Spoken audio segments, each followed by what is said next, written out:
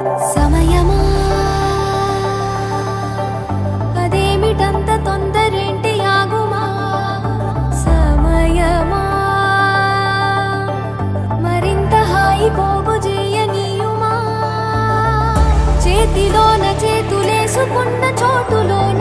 చూపుతోటి చూపులల్లుకున్న దారిలోన